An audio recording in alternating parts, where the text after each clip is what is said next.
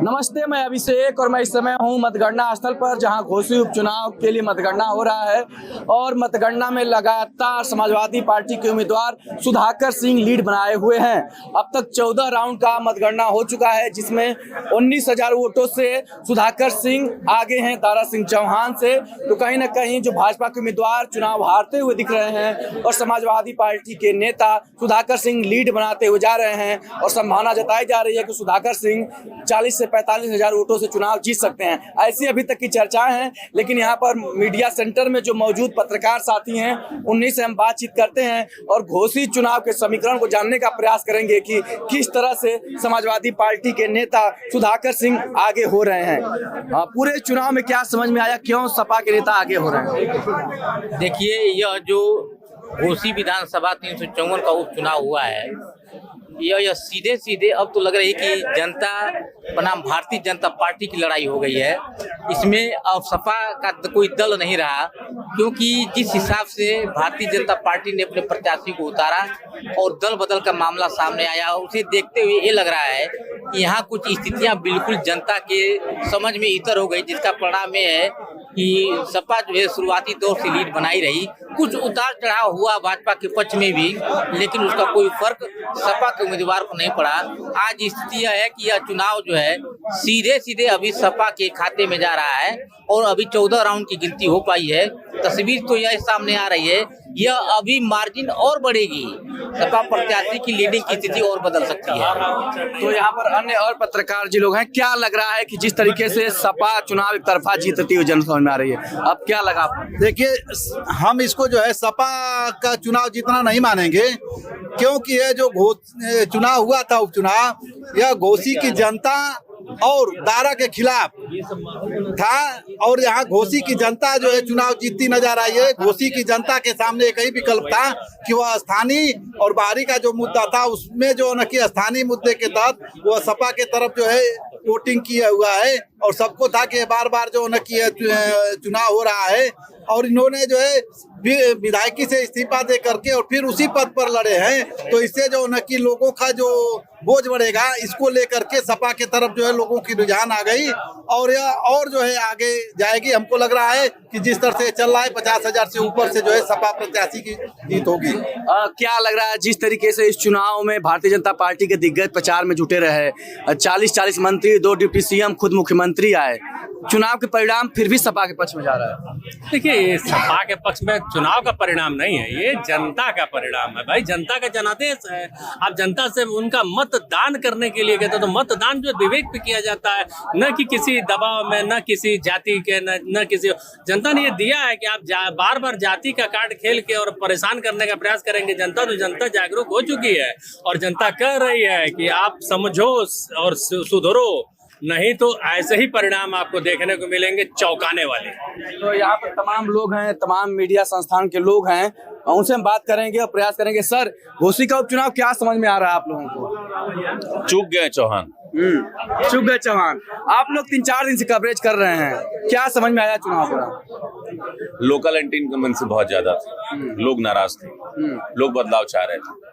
लोगों को इस बात का गुस्सा था कि बीजेपी को ये लगता है कि वो जिस चेहरे को चाहे खड़ा करके जिता सकते हैं कमल के फूल के निशान पर। लोगों ने भारतीय जनता पार्टी को ये जवाब दे दिया है कि हम यहाँ के जो लोग हैं, हम इस बात को समझते हैं, आप अच्छा काम कर रहे हैं प्रदेश में, ये अच्छी बात है, मुख्यमंत्री जी बहुत अच्छा काम कर रहे हैं, लेकिन एक ऐसे आदमी को आप जबरदस्ती चुनाव में खड़ा करके चुनाव जिताने की बात कर रहे हैं, जिसका कोई मतलब नहीं था चुनाव में खड़ा होने का।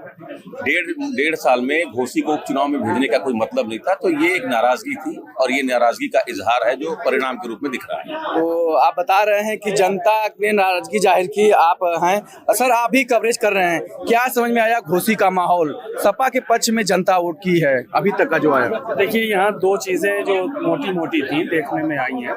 एक तो बाहरी भगाओ और घोसी बचाओ का जो नारा दिया गया था, वो कहीं ना कहीं सुधाकर सिंह के हक में कामयाब रहा रहा और कारगर रहा। दूसरी तरफ जो दारा सिंह ने बार बार क्या कहते हैं दल बदले हैं, तो उसको लेकर भी जनता में नाराजगी कहीं ना कहीं दिखाई पड़ी और इसी के चलते वोट दारा सिंह चौहान को वहां के लोगों ने नहीं दिया। जो शुरुआती माहौल था उससे साफ तौर पर पता चल रहा था कि तमाम ऐसे लोग हैं कि जो कि भारतीय जनता पार्टी के नेताओं के साथ खाना पीना तो खा रहे हैं, लेकिन उनको वोट देने का मन नहीं था।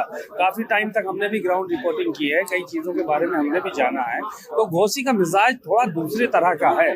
दबाव अगर कोई बनाएगा तो उस पर जो है वो उसको जिद सवार होगी। अगर प्रशासन ने कहीं से दबाव बनाया तो उस पर जिद उनको सवार हुई कि नहीं हम वोट देंगे। और ये सारे जो मामला थे वो थे ही। मंत्रियों की आमद रफ्त, तीसरी चीज जो इतना ज्यादा सड़कों पर दौड़े हैं उसके चलते जो रोड पर की जो जनता है वो काफी उसको दुश्वारी का सामना करना पड़ा। कई बार अस्पताल लोग नहीं जा पाए, कई बार सब्जी लेने जाने में कहा कि रुकिए मंत्री जी निकल रहे हैं, तो इन सब चीजों का भी असर पड़ा है। तो मिला जुला कर इसीलिए सुधाकर सिंह को इतना ज्यादा मतदान हुआ है और घरेलू और बाहरी का जो मुद्दा था वो कहीं ना कहीं कामयाब। इस चुनाव में ओम प्रकाश राजभर काफी सक्रिय रहे, क्या लगता है ओम प्रकाश राजभर अपना वोट जोड़ पाए थे भाजपा के पक्ष में? देखिए, ओम प्रकाश राजभर एक बड़े नेता हैं अपने समाज के, और उन्होंने अपने समाज के बीच में जाके मेहनत भी की है, ऐसा नहीं मेहनत नहीं की है। लेकिन अब समाज के लोगों ने कितने % उनको वोट किया, कितना सीरियस लिया, क्योंकि जब वो समाजवादी पार्टी के साथ थे तो समाज उनके साथ था।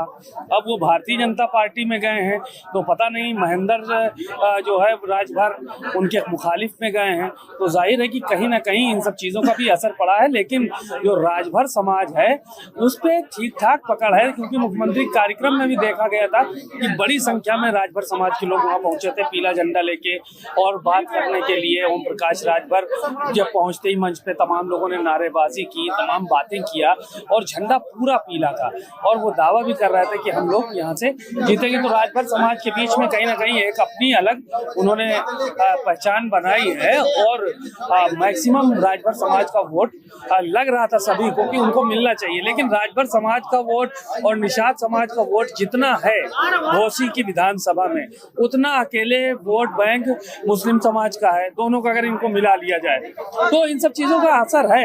राजभर और अगर निषाद समाज ने वोट भी किया और मुस्लिम समाज का वोट ठीक ठाक पड़ गया तो भी बराबर हो गया मामला। तो ये सारी चीजें थी, बहुत सारे मुद्दे थे। बहरहाल अब इन सब मुद्दों को लेकर शुक्रिया सर, शुक्रिया। एक थोड़ा सा पूरे घोसी का जो चुनाव का रुझान आ रहा है, क्या आप समझ में आ रहा है, जनता का क्या मूड समझ में आया, नेताजी लोग कितने प्रभावकारी हुए जनता को अपने पक्ष में आकर्षित? देखिए, जितने मंत्री उप मुख्यमंत्री सब लोग आए थे, किसी का कोई प्रभाव एकदम नहीं दिखा। जनता इस बार मूड बना ली थी। भारतीय जनता पार्टी ऐरा गैरा नत्थू खैरा किसी को टिकट देकर चुनाव जितवा लेती थी। जबरदस्ती लग रहा था कि हो रहा है। अरे भाई, प्रत्याशी समझिए, कहीं गाजीपुर से, कहीं बलिया से, कहीं देवरिया से, आजमगढ़ से प्रत्याशी बुला बुला के हर जगह चुनाव दे, चाहे लोकसभा हो चाहे विधानसभा हो, यहाँ तक कि नगर पालिका में भी ऐसे ऐसे लोगों को टिकट दीजिए। तो इसका परिणाम केवल दारा चौहान चुनाव हारे हैं ये मैं नहीं कर सकता, स्पष्ट रूप से कर सकता हूँ कि भारतीय जनता पार्टी की नीति चुनाव हारी है। लगातार इनकी नीतियां फेल होती जा रही हैं और समाजवादी पार्टी अपनी नीति में कायम हो रही है। अभी इस चुनाव में देखा जा रहा है। तो इस प्रकार जनता बार बार इन लोगों द्वारा ठगी महसूस कर रही थी, मजबूरी में इनको चुनाव वोट दे रही थी। इस बार जातिगत पूरी तरीके से समीकरण फेल हो गया है। जनता अपने घर के प्रत्याशी को चुनाव जिता रही है। लास्ट में एक बयान करते हैं, श्रीराम भैया हैं। श्रीराम भैया पूरे चुनाव में चर्चे में रहा। श्रीराम भैया, क्या लगा ये जो चुनाव के संकेत आए हैं, जो रुझान आए हैं, जो रुझान क्या संकेत दे रहे हैं ये मऊ की राजनीति और प्रदेश की राजनीति में? जैसे अगर एक चीज कह दूं कि दारा के प्रति आक्रोश था तो या कोई अप्रत्याशित नहीं, परिणाम तो अप्रत्याशित नहीं है क्योंकि उसकी कल्पना मैं पहले से किया था। लेकिन एक चीज बड़ा, जैसे इतने बड़े अंतर की मुझे कल्पना नहीं थी कि इतने कुछ चौहान बेल्ट में चौहान नकार रहे हैं, राजभर बेल्ट में चौहान राजभर नकार रहे हैं, ऐसी उम्मीद नहीं थी। मुझे उम्मीद थी कि नहीं दारा के प्रति लोग आक्रोशित है, दारा को नकारेंगे, लेकिन लड़ाई कांटे की होने की मुझे उम्मीद थी। लग रहा था 10 से 15 हजार के बीच के मतों का अंतर रहेगा। ये तो भैया जैसे एक तरफा लोग सुट्टा मार दिए। ये लोग क्या संकेत दिए हैं? लोग वही संकेत दिए हैं कि चंद कुछ लोग जो सब कुछ का ठेका ले लेते हैं, उनके भरोसे चुनाव नहीं हो सकता। मतलब ठेकेदार अब चुनाव नहीं जीत पाएंगे। कैसे जीतेंगे बताइए? वो तो मंत्री बनना था इनको ना, ये तो मंत्री भी बने होते और तमाम सभी लोग इनके साथ एक थे। बात सुनेंगे, ये हो रहा था कि योगी बाबा ने इनको भेजा था कि मंत्री नहीं बनाएंगे, पहले अपना दम दिखा के आओ। अभी तो पार्टी के अंदर की बात है, हम कैसे कह दें कि बाबा ने ऐसा कहा होगा। अभी तो 2-3 बातें चल रही थी, पता नहीं कैसा 12, 8, 5 जोड़ के पता नहीं क्या 30 की बात हो रही थी कि 30 हो गया, 30 हो, कुछ समझ में नहीं आता कि चलिए सब क्या चल रहा था। शुक्रिया। हमारे साथ सपा के नेता भी हैं, सपा के नेता लोग अब मिलने शुरू हो गए। आपके उम्मीदवार लीड करते हुए नजर आ रहे हैं, क्या रिएक्शन?